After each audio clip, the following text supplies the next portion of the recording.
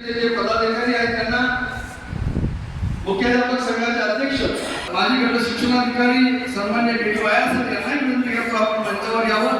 शिक्षक भारती प्राचार्य अशोक बोरगडे सर यांना विनंती करतो आपण मंचावर यावं। त्याचबरोबर जिल्हा पक्षाच्या शाळा होत्या, काही भाजपच्या होत्या, काही याच्या होत्या, तर मी त्यांना सांगितलं की आता असं काम करत असताना आपल्याला हे काही बघता येणार की कोणती शाळा भाजपची आहे, कारण त्या शाळेमध्ये शिकणाऱ्या विद्यार्थ्यांना कोणता पक्ष नसतो आणि निवडून आल्यानंतर आपल्याला सर्वांचा असतो, त्यामुळे आपल्याला काम सर्वांसाठी करावं लागेल। या ठिकाणी या कार्यक्रमाच्या निमित्तानं पूर्ण भावाची भाकरी म्हणून यांना काही साहित्य या ठिकाणी सन्मानित आले वेणुगोपाल शिवम बंधू औपचारिक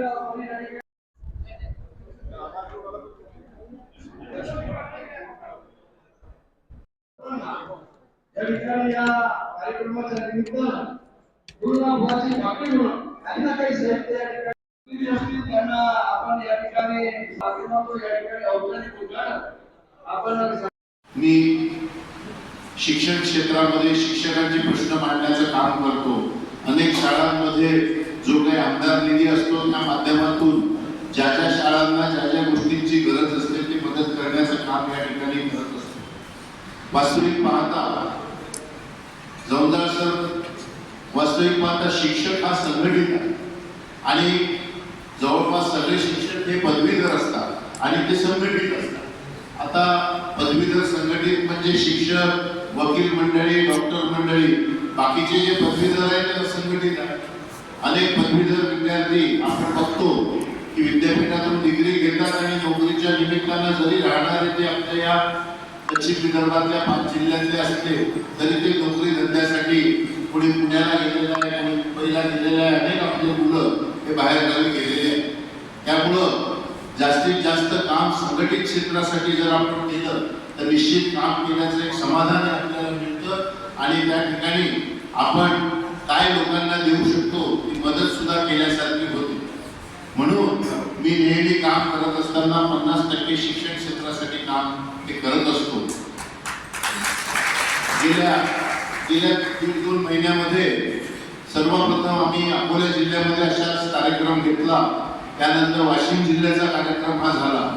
आता 3-4 दिवसापूर्वी अमरावती जिल्हा आटोपला आणि आता 4थ्या नंबरवर बुलढाणा जिल्ह्याचा नंबर या ठिकाणी आहे।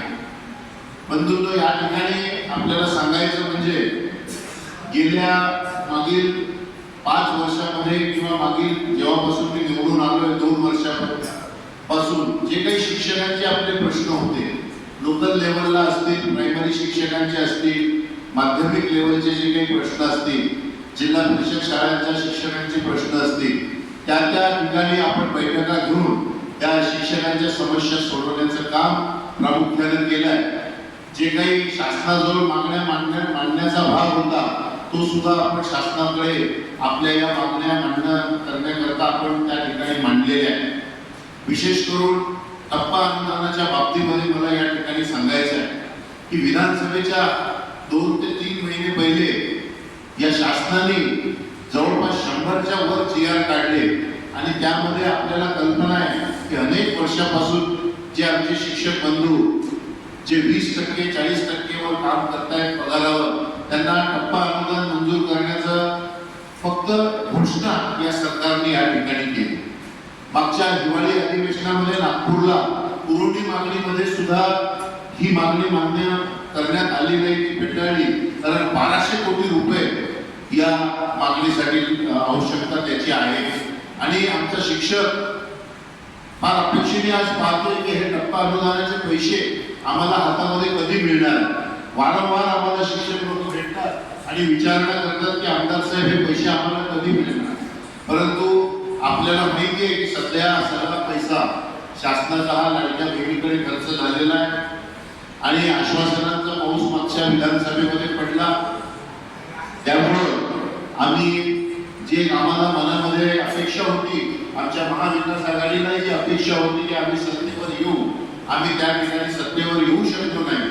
त्यामुळे आम्ही आपल्याला जे काही शब्द निवडणुकीच्या दरम्यान किंवा त्याच्या पहिले जे दिले होते ते काम आम्ही आज जरी करू शकणार नसलो तरी निश्चित या मागण्या आम्ही आपल्या मान्य करण्यासाठी निश्चित हाऊसमध्ये या ठिकाणी आम्ही प्रयत्न करणार आहे. त्यामुळे टप्पा अनुदानाच्या बाबतीमध्ये सुद्धा या अधिवेशनात माझा प्रश्न त्या ठिकाणी आहे.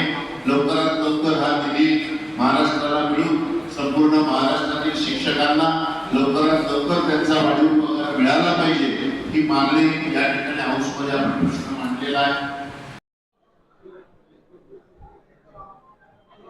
आज जो तुम्ही कार्यक्रमाचं काय आयोजन केलं याचं औचित्य काय होतं? नाही, दरवर्षी माझ्या स्थानिक आमदार निधीमधून या अमरावती विभागामध्ये प्रत्येक जिल्ह्यामध्ये आपण शैक्षणिक साहित्याचं वाटप या ठिकाणी अनेक शाळांना, संस्थांना, अनेक सरकारी कार्यालयांना आपण देत असतो. त्यामध्ये वेगवेगळ्या वस्तू आहे. मागच्या वर्षी आपण जवळपास 350 ते 400 शाळांना डिजिटल स्क्रीनचं वाटप केलं.